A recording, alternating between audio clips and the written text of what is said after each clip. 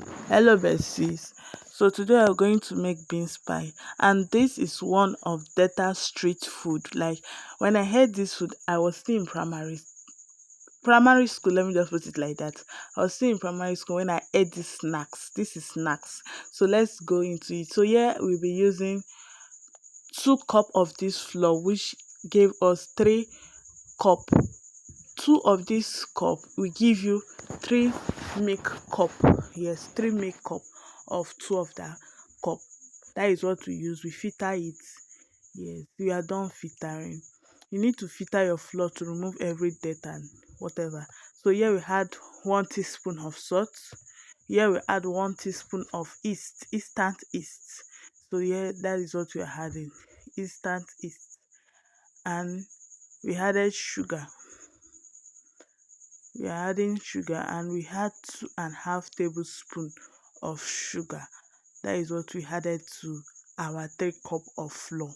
So please take note, this can also be a business for someone out there that want to start a business. What I spent for this is not up to 4,000 or 5,000. It's not up to. So here I added 2.5 tablespoon of sugar. Please, if you are joining our channel, or if you are just seeing my face on Facebook, please like, share and follow. I added 2 teaspoon of baking powder.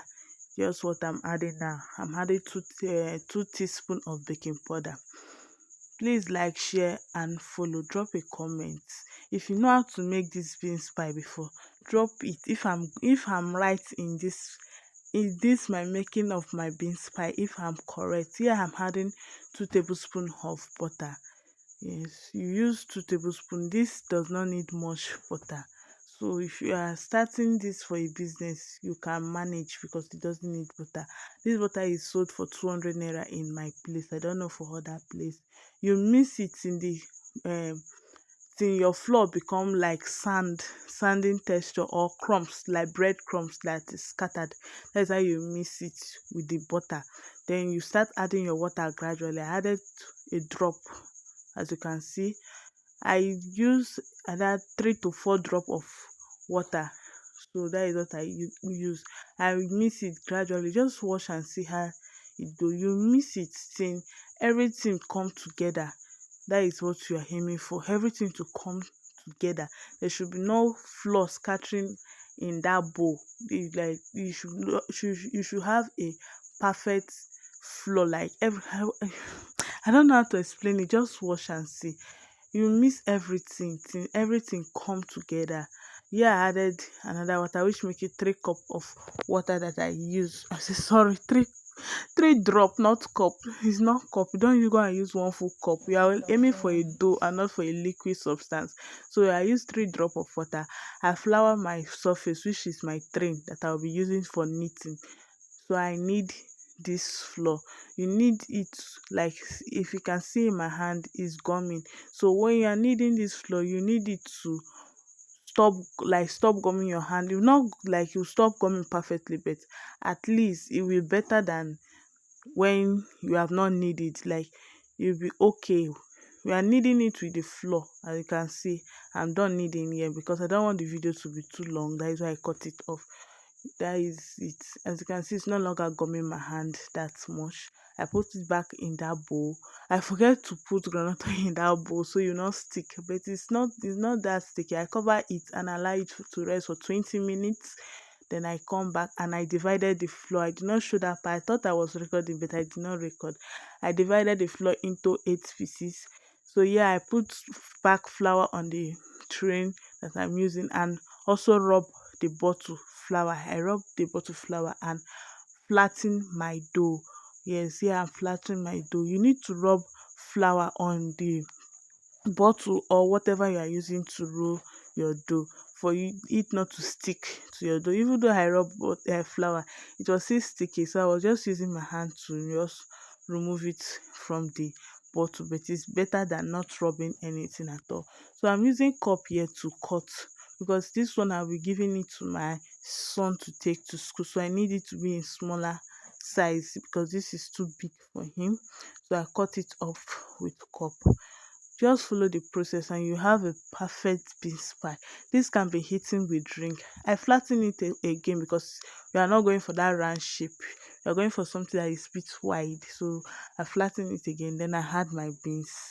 These beans, after using it for beans pie, I ate it with bread. Bread and garri. It was delicious. Without oil, it was so delicious. So yeah, I just cover my dough together, let them lap each other. So I use my hand to press it to seal it down. That is what I'm doing. I'm using my hand to seal it down for it not to open, because you don't want this thing to burst when you are frying it. So I just use my hand to seal it down. So I just seal it down. Then I just seal it down together with my hand. Then use your fork to give it that design that you see in meat pie. That is what our fork is doing. You put the fork or fork, I don't know how to pronounce it, but what I know is fork in water. Then you give it that design. Then you use your hand again to press it down. Here we join that our flour that we cut before. We join the flour we cut before and the one that is in the bowl together. Then use our bottle to roll it. I did not do that place because my son appear in this video without cloth, so I did not. I cut that. I record it, but I cut it out. So you put your beans pie and you use your hand to close it again. As you can see it, put your beans pie, use your hand to seal it together, the same way you are doing for your meat pie and your fish pie or chicken pie. That is how you will be doing it here. Just use your hand to seal together. Know that you must roll it flat.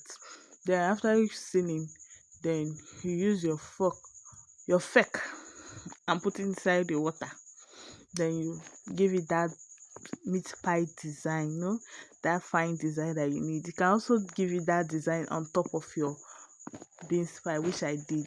Just I did it, but I did it on the ones that I did not record. Then just give it that design. Please, you can keep some flour.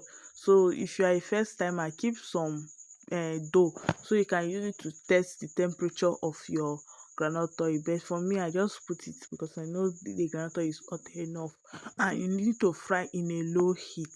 And your groundnut oil must be much than this. But if you don't have much groundnut oil, you just manage the little you have, because this is what I'm doing. I'm managing the little I have.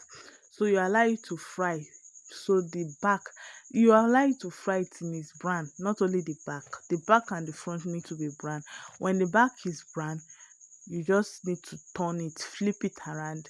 Then you use your groundnut oil to be bathing that place that is brown. Yes, I will say bath. You use it to be bathing that place that is brown. You do it in everything is brown. Some people like it light. Some people like it light brown, but for me, I'm going for a darker brown. Then you just be turning it around so the groundnut oil can be touching everywhere. Since our groundnut oil is not much to soak this beans pie, because your beans pie need to soak in that groundnut oil. So you have to take it out when you are satisfied with the color and you know that it's ready.